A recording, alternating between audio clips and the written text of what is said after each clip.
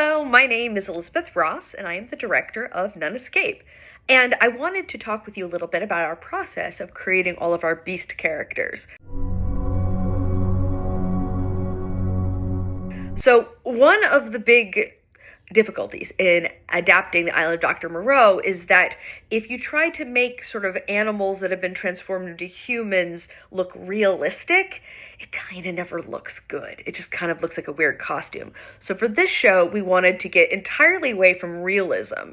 And that's why we have our beasts are just being created by the characters on stage with just the stuff they have with them. So makeup that's in their own handbags, scarves, hats, things turned inside out. Of course, it doesn't look like the actual animal, but we're asking the audience to come with us into this sort of created pretend world where that can actually feel a little bit more true, even if it doesn't look like exact animal. Also, some of our animal characters have animals assigned to them. So like the ape man, the leopard man, the Puma woman, and the dog man. But a lot of our beasts don't have a specific animal assigned to them. And even for the ones who did, I wanted the process to be finding that animal for the actors to be really organic. So we did a bunch of different types of movement work where actors could try out moving like different animals or just moving in different rhythms. And then we also had them do a whole bunch of improvisations with each other to find their animal. Also, from the actual original novel, some of the animals are actually hybrid animals. So I allowed them to not pick just one animal.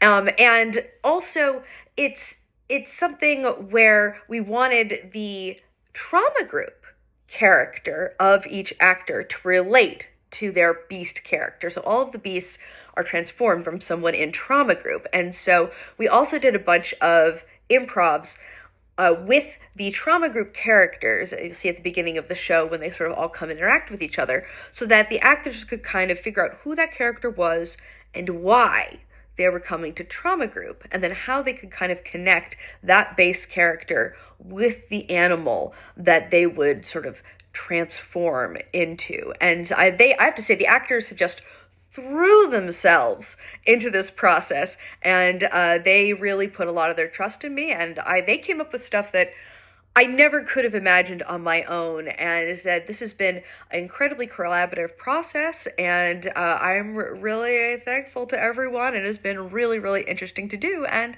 I hope you enjoy it. There was something here that my mind was not processing. Something not just wrong, but impossible about them.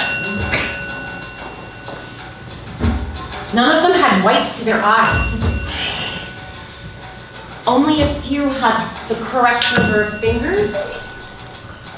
I stared at them for far longer than was polite.